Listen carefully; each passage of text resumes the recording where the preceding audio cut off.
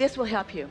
That feeling that you're reaching for, what so many people are reaching for or believing, is that in the meditation that they will have this great awakening and this great awareness, and the light will shine and the dawn will break and the cymbals will crash and bang, and that's when the moment of enlightenment will happen. No, that's an impulse that often doesn't have too much importance to it, except that you know it's an impulse that you received that wasn't your own, so you know it's guidance. And then if you're wise enough to follow that and see where it leads, eventually it will lead to the crescendo of manifestation. You see what we're getting at? Let whatever it is be enough. Don't be so quick to judge yourself not yet in the worthy seat, not yet in the receiving seat. Show yourself that you are, and let whatever it is be enough. That's really an important key, because wherever you are is enough. And you know why it is enough? It's got to be enough because it's all you got. You can't force it to be more than it is. But when you acknowledge what it is, and then that becomes more, and that becomes more, and then that becomes more. Some of you have heard us tell the story. We've been telling it often these days because it really speaks to what we just said to you in such a powerful way. So Esther has been enjoying meditation for a long time, but with our new emphasis on it, she is making sure every day that she quiets her mind, and she loves the feeling of a quieted mind, and she knows the feeling of a quieted mind, and she also knows the feeling of something dropping in. And so a thought came to her the other day that was not a very significant thought by thought standards. She was thinking about her music system in her house and how she really didn't know how to operate it, and how it had been quite a long time, and the feeling of wanting to understand it was really a thirst inside of her. And so she sat down. She has no instructions, and it works through the television and through a remote sort of thing. And so she just started pushing buttons, and she was allowing herself, because she'd just come through meditation, to follow the impulse of those, us, who knew what buttons to push and in what sequence. It's a little bit of a complicated system if you're just pushing buttons, but if you're pushing the buttons in the right sequence, and suddenly screens came up she'd never seen, and choices appeared on her screen that she'd never had before, and suddenly she has access to a lot of music that she did not know that she had access to, and to a lot of zones in her house, in her gardens, on her deck, in her property, that she didn't know she had. And now she is like a mad chemist. She is so excited because now she has new knowledge that is in her mind. She doesn't know where it's coming from, and she doesn't question. It really feels like her personal discovery. What it was personal discovery of intricate guidance about things that we knew about that she didn't know about. That's what discovery often feels like, you see. And so she pushed buttons, and she began listening to different kinds of music, and she began playing it in different volumes in different areas of her house. And then she discovered the button of rap. And when she pushed it, everything felt like it was transforming to her, in the sense that it was unfamiliar music, unfamiliar tempo, unfamiliar everything, and she turned it up loud in every room.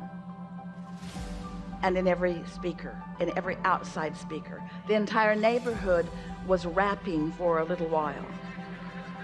And then she moved on. She turned it off. She went on with her day and did other things. And she didn't stop to think at all about that being inspiration.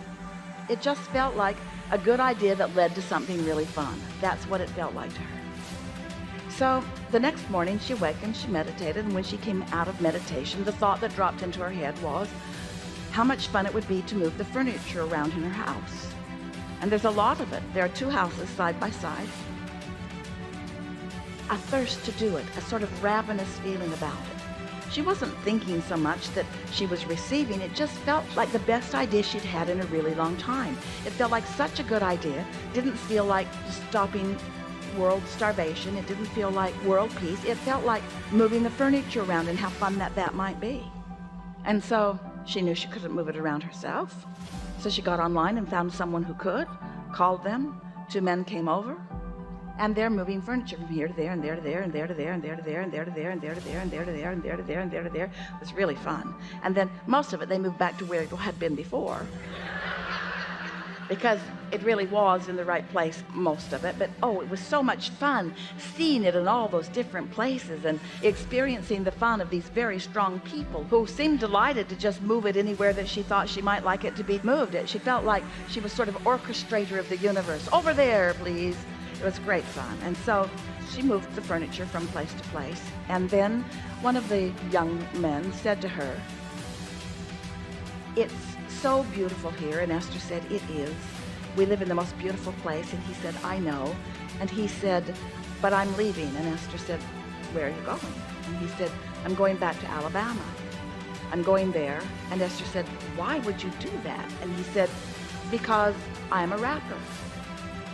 And I have things that are happening there, and I haven't been able to get anything going here." And Esther said, "Hold on just a minute." So she goes in the other room, pushes her buttons, turns everything up loud in all of the gardens, and here comes rap. And she goes back out into the room where they are, and his eyes are very, very big. And he says to Esther, "What do you do?" And Esther said, "I'm a teacher." And he said, "What do you teach?" And Esther said, "I teach rap."